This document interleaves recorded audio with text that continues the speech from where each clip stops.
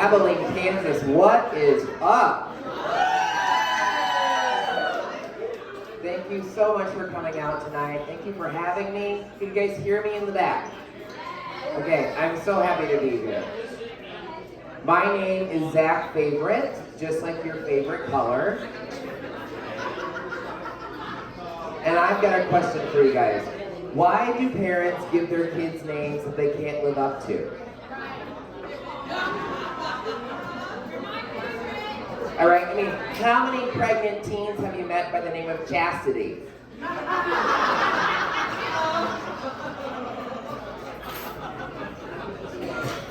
I just think that parents should give their kids names that they can live up to or exceed, you know? Names like Dick,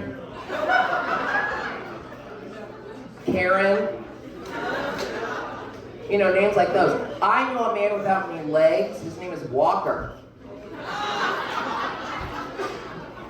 Craziest part is his preferred name is Skip. Life's tough, guys, and parents are the ones to blame. Mom and Dad, don't get upset when your kid becomes a drag queen. You're the ones who named him Tucker.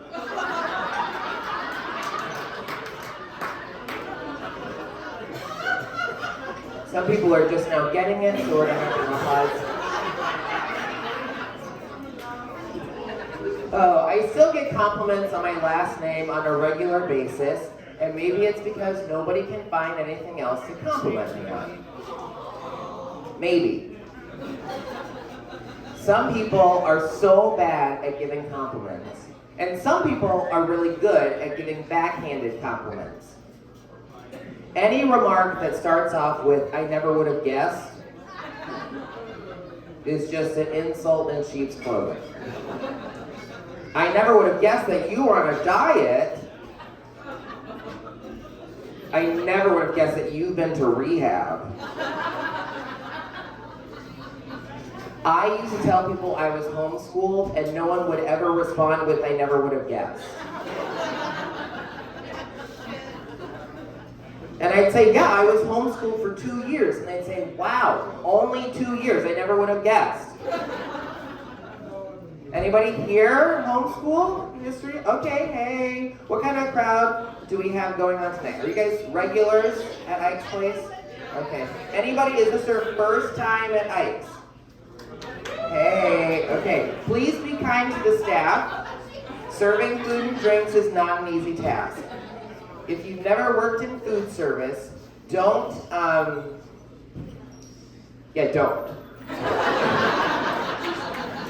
Okay, you just lose so much hope in humanity. And by humanity, I mean you, and anyone else who's ever ordered food or drinks anywhere, all right? Basically, what I'm trying to say is, if the staff asks, "Would you like to tip our team today?" say, "Yes, they're doing a great job." Let's give it up for the staff.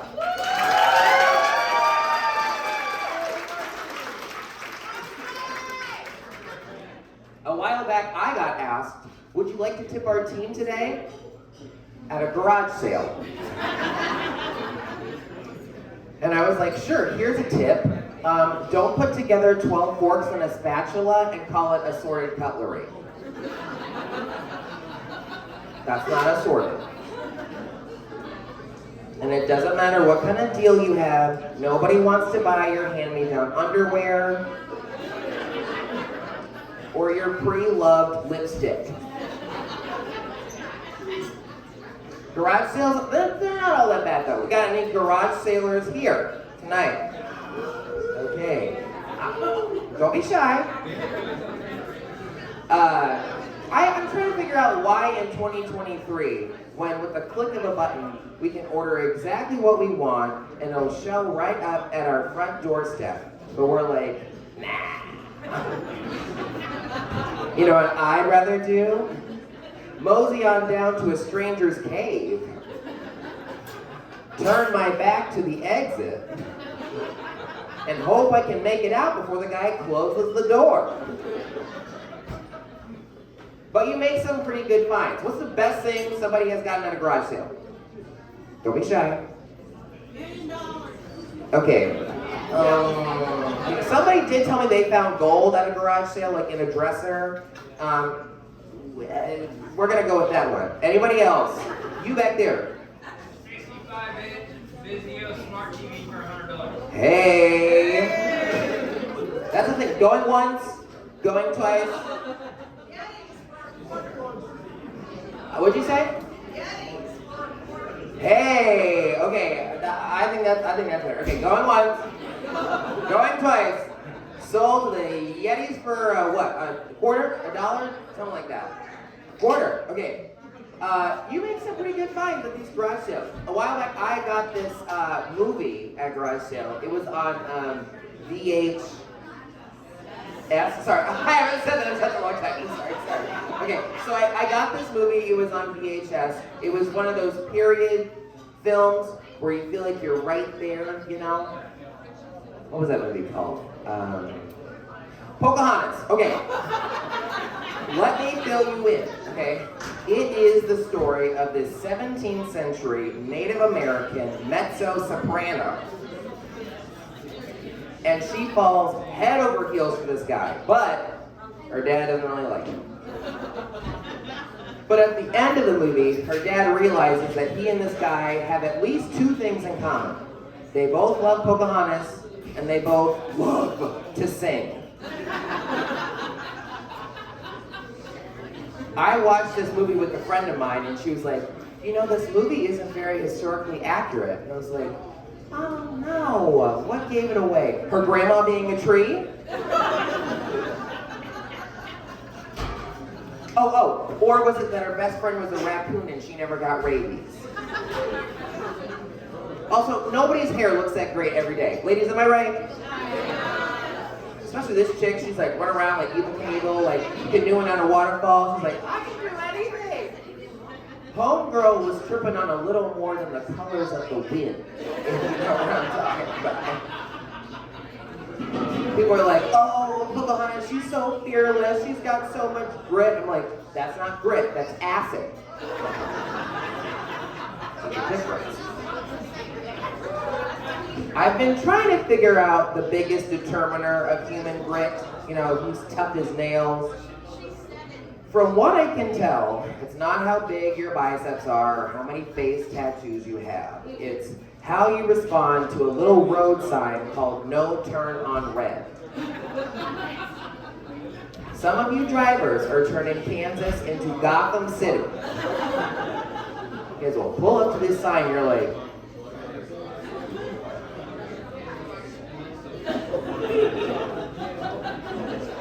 it's go time. Why? While we're on the subject of road signs, can we talk about the sign for deer? How many deer have you seen like this? Right? Prancing around on its hind legs, with its booty all perked up. Like it's a single mom at Meet the Teacher night. Meow. You know what the sign should say? You might just kill a deer tonight. Or better yet, what kind of car insurance do you have? You're about to find out.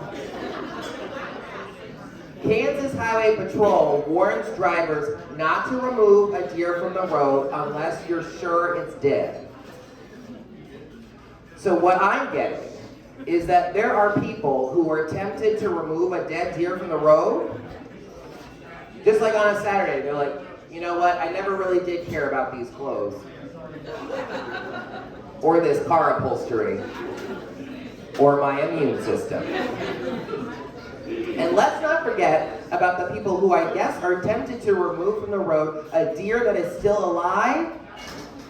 How does that go? Hey, buddy. That was crazy back there.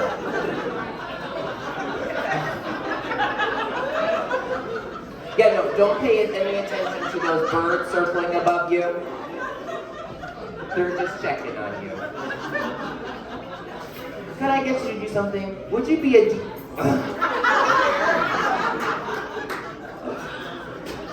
Could you move out of the way?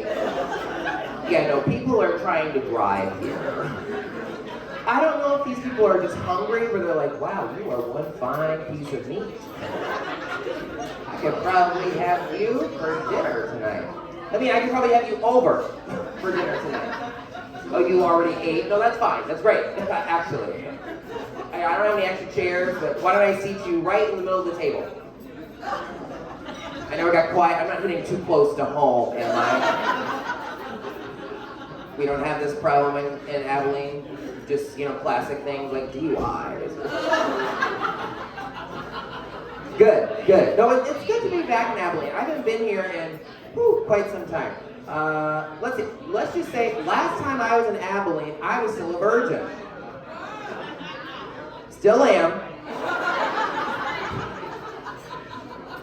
Did I say something to mislead you? Oh boy. Dating is, well, do you guys ever meet those people who they're doing everything wrong, but like all of these doors open for them romantically? Like, I'm no George Clooney.